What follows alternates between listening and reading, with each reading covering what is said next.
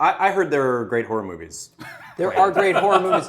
I'm glad you said that, Jason. There are great horror movies here at the Gateway Film Center in July. We have booked 6 of them already. We've talked a lot about them. Chris, what are they? Right, we've been talking about the best horror films of the last 10 years. So for the math wizards in the audience, that's since 2004. Yeah. And we chose 6 of them. So we chose Trick or Treat, The Conjuring, Cabin in the Woods, Drag Me to Hell, Inside, and The Mist as our picks as the 6 best horror films of the last 10 years. Right. And we're going to leave that 7th pick up to the audience, which we're going to talk about in a second. Hey, Brad, so of those 6, we know you like Cabin in the Woods. Are there any other favorites amongst the group? Drag Me to Hell.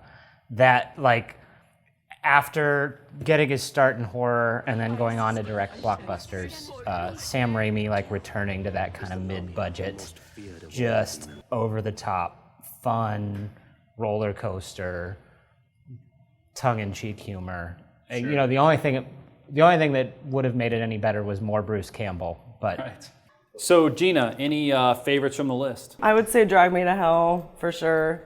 It definitely had like the gross out and like scary factor to it, and now old ladies creep me out. Seeing a fly come out of someone's mouth is really disgusting. And I also like The Conjuring. I think it was, I mean, who knows about ghosts and stuff like that, but it definitely had like the jump out of your seat feel to it, and the story behind the doll is so creepy. So, Jason, what about you? Anything from those first 6 films you're looking forward to? Well, first of all, I got to say this list is an excellent list. Thank you. I really think you did a great job programming it. Thank These you. are really important horror movies from the last 10 years. I think everybody should come see all of them. If I was going to pick one that would be my favorite, I think I would say Inside, probably. I think it took gore to a whole new level without sort of busting out of the formula. Like, it wasn't just a gore-tastic movie. It was wild and weird. I think it gives you a really good taste, no pun intended, of this French extreme horror stuff that maybe people have heard about but maybe haven't seen. So that's one I would say really come out and see if you haven't seen it yet. And getting a chance to see it on the big screen is a big deal. If you really want to see some nasty gore, just hang out in the delivery room with your wife. Because it's like... There's a lot less French. It looks like a grenade went off down there. And then a liver... God damn it. And then a liver flops out.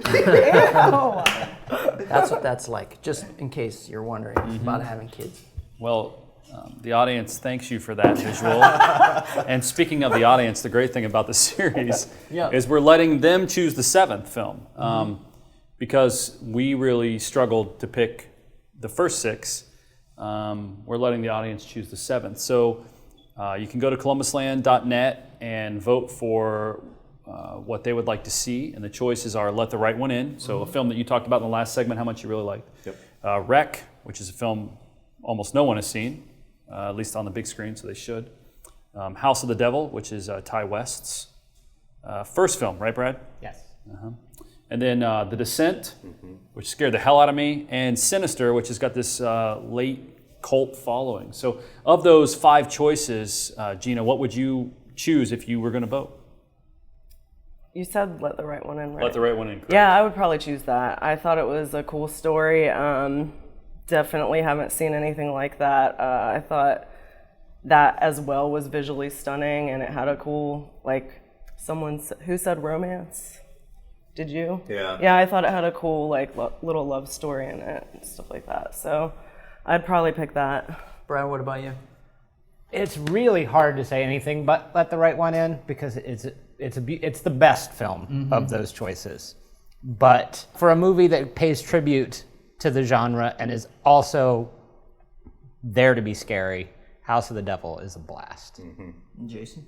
I think I would pick, since I picked Let the Right One In earlier, I think I would pick, and I'll vote, I would pick Wreck. I think Wreck is a incredible example of what you can do with found footage if you do it right. It is creepy as hell, Spanish movie.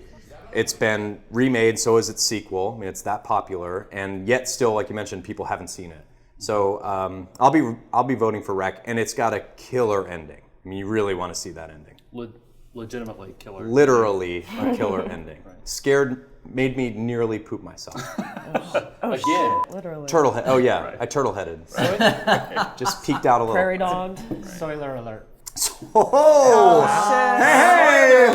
That's pretty Yes, that's awesome. Thank you. I'm done. Thanks to all of you for joining course, the thank you. conversation. good. Yeah, thanks for having Appreciate us. it. Hey, and good lineup. Thanks for the lineup. Next month we'll do our favorite horror movies, one syllable.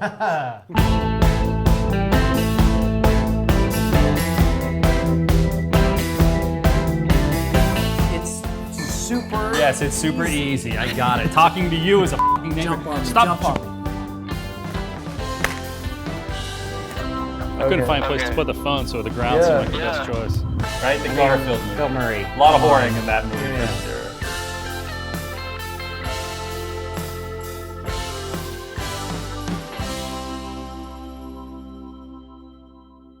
But seriously, Cabin in the Woods. Well, now you know. sucked ass. Now you know. This is the Cabin in beginning. the Woods was such a piece of overrated. I love it.